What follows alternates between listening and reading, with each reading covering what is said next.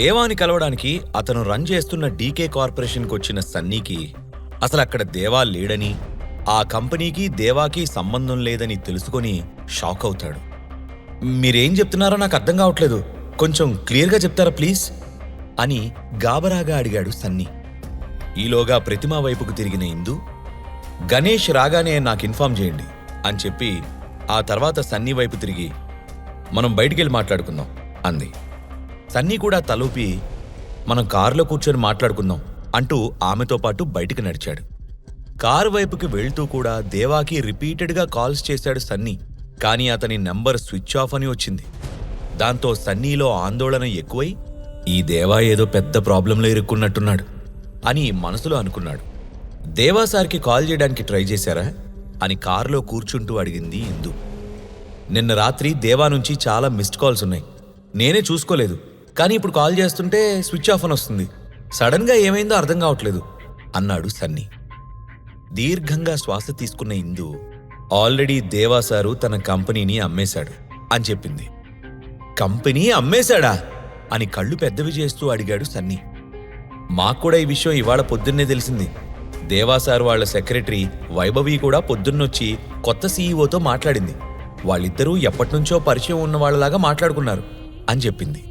ఎవరా కొత్త సీఈఓ అని అడిగాడు సన్నీ.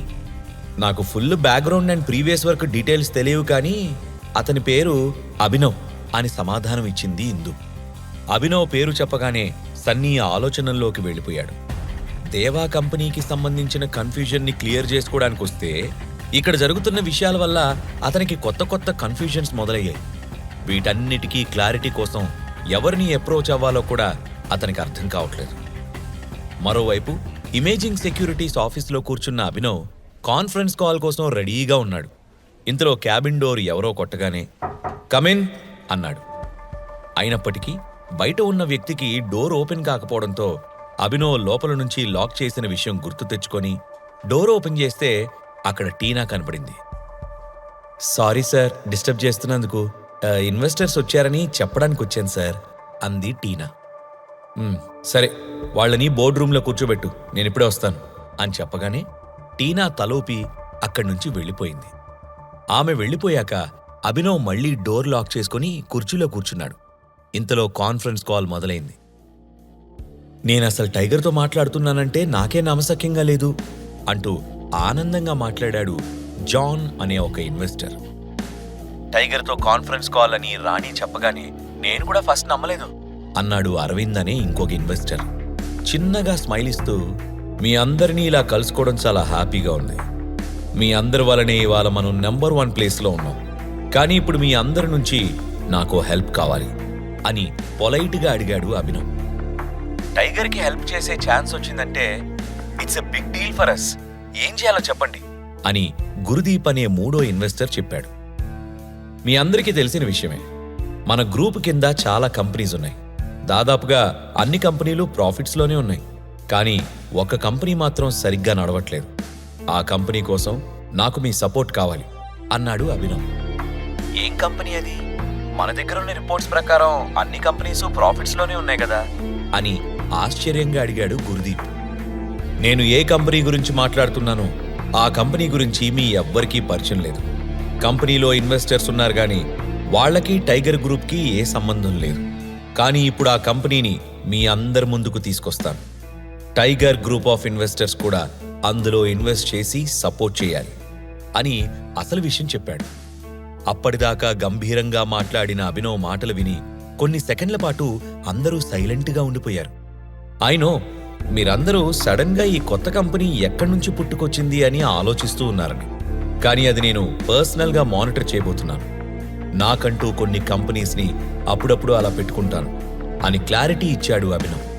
కొంచెం అయోమయంగా ఉన్న గురుదీప్, మీరు చెప్తున్న ఆ కంపెనీకి సపోర్ట్ అడగాలనే ఈ కాన్ఫరెన్స్ కాల్ని ఇనిషియేట్ చేశారా అని అడిగాడు. అవును అని కాన్ఫిడెంట్గా చెప్పాడు అభినవ్. దాంతో జాన్ పెద్దగా నవ్వుతూ, అసలు ఇది ఒక పెద్ద విషయమే కాదు, మీరంత రిక్వెస్టింగ్గా అడగాల్సిన పని కూడా లేదు. మీరు ఒక్క ఆర్డర్ వేస్తే మేమందరం లైన్లో వచ్చి ఆ కంపెనీలో ఇన్వెస్ట్ చేస్తాం టైగర్. ఇంకా ఏదైనా సీరియస్ మ్యాటర్ డిస్కషన్ చేస్తున్నారేమో అని భయపడ్డాను అన్నాడు జాన్. టైగర్కి హెల్ప్ చేయడమే వరంలా భావిస్తున్నాం. ఇక ఇన్వెస్ట్మెంట్ విషయానికి వస్తే నేను మీరు ఏ కంపెనీ పేరు చెప్తే ఆ కంపెనీలో ఇన్వెస్ట్ చేయడానికి రెడీగా ఉన్నాను. నా ఒపీనియన్ ప్రకారం అన్ని కంపెనీస్ ప్రోటాన్ పబ్లిషర్స్ కింద ఉన్నాయి కాబట్టి ప్రోటాన్లో ఇన్వెస్ట్ చేస్తే ఆటోమేటిక్గా అన్ని కంపెనీస్ గ్రో అవుతాయి అన్నాడు గురుదీప్. మీ సంగతేమో గానీ నాకు మాత్రం ఈ కంపెనీ చాలా ఇంపార్టెంట్. బట్ మీరు ఇంత త్వరగా ఒప్పుకుంటారనుకోలేదు అన్నాడు అభినవ్. మీతో డైరెక్ట్గా ఇలా మాట్లాడటమే గొప్ప అనుకుంటూ ఉంటే ఇంకా హెల్ప్ చేయమని కూడా ఛాన్స్ ఇస్తున్నారు. వీఆర్ వెరీ లక్కీ అన్నాడు Arvind. Thank you so much. మీ అందరూ ఇలాగే సపోర్ట్ చేస్తూ ఉండండి. మిగిలిన డీటెయిల్స్ అన్నీ రాణి మీకిస్తుంది. మళ్ళీ త్వరలోనే తప్పకుండా మాట్లాడుకుందాం అన్నాడు అభినవ్. అరవింద్, గురుదీప్, జాన్ ముగ్గురు కలిసి ఒకేసారి థ్యాంక్ యూ టైగర్ అని గట్టిగా చెప్పారు. ఆ తర్వాత అభినవ్ కాల్ కట్ చేస్తూ ఒక పెద్ద యుద్ధమే గెలిచినట్టు ఫీల్ అయ్యాడు.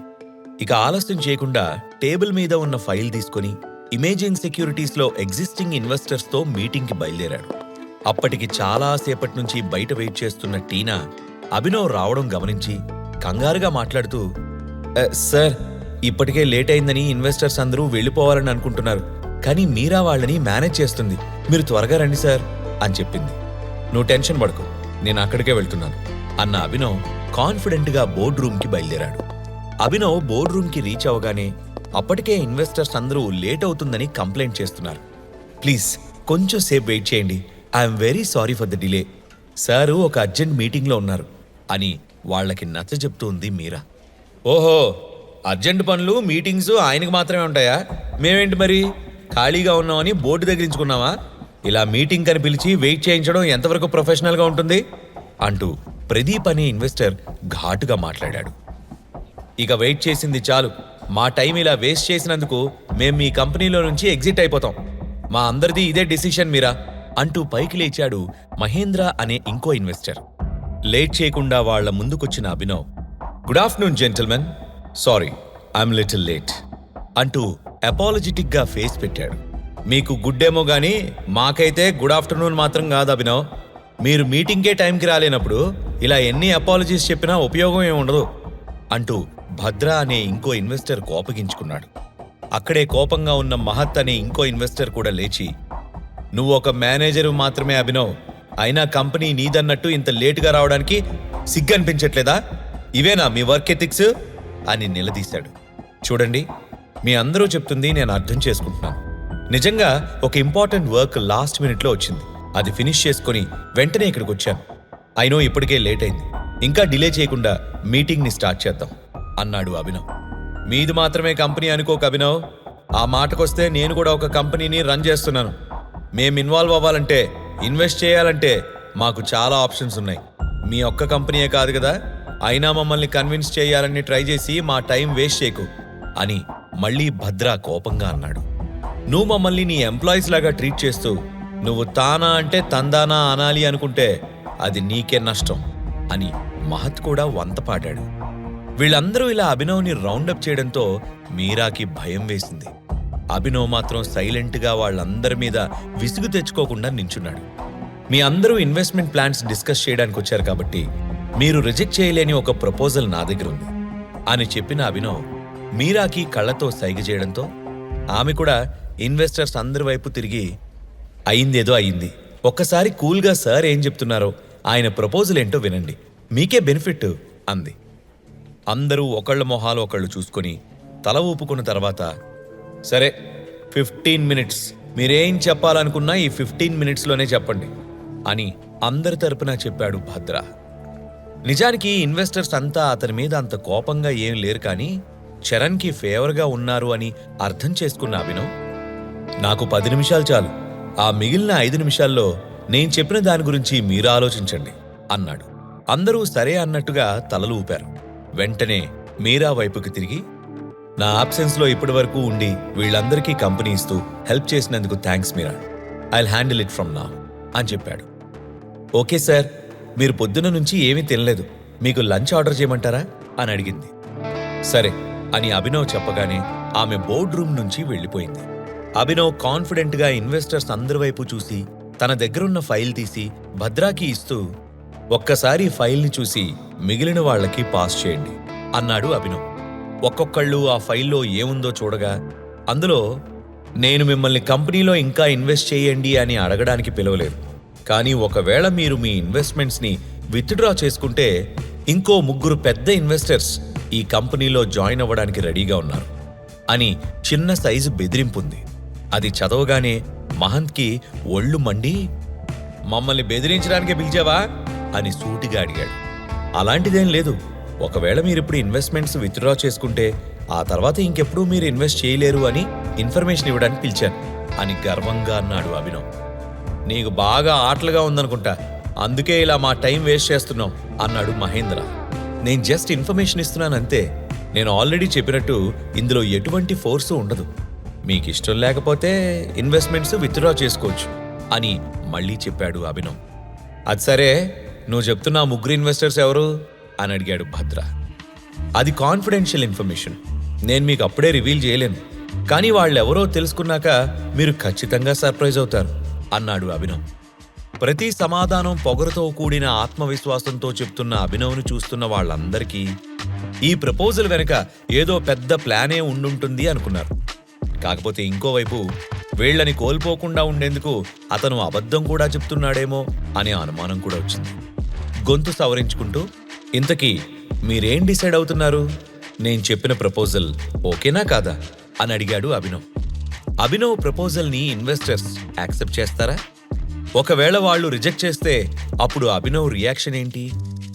దేవా కంపెనీకి అభినవ్ ఓనర్ అని తెలుసుకున్న సన్నీ ఏం చేయనున్నాడు? ఈ ప్రశ్నలకు సమాధానాలు తెలుసుకోవాలంటే నెక్స్ట్ ఎపిసోడ్ వినాల్సిందే. క్రింద ఇచ్చిన లింక్ ని క్లిక్ చేసి పాకెట్ ఎఫ్ఎం యాప్ ని ఇన్స్టాల్ చేసుకోండి. Stay tune to pocket FM.